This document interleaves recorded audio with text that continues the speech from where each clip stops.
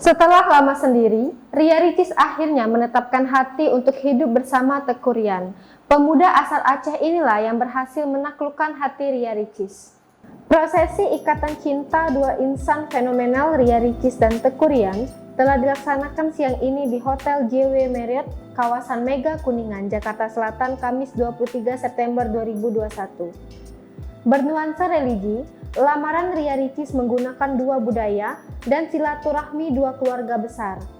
Sukacita lamaran secara Islami yang dilakukan oleh Ria Ricis dan Teuku Ryan menuai banyak sorotan.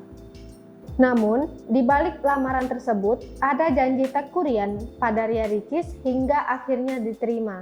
Janji Teuku Ryan terhadap Ria Ricis tersebut ia ucapkan penuh dengan perasaan. Saat mengungkapkan keinginannya untuk melamar dan menjadikan Ria Ricis sebagai istrinya nanti, ada janji yang membuat keluarga dan tamu yang hadir meneteskan air mata. Teuku Ryan yang awalnya tegang bahkan beberapa kali suara sedikit terpotong karena terharu akhirnya mengucapkan janji. Persiapan acara lamaran tersebut pun telah rampung.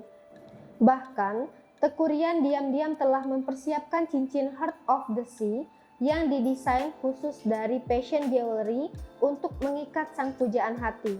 Rupanya, di balik cincin dengan berlian besar berbentuk hati ini menyimpan cerita tentang pertemuan pertama mereka.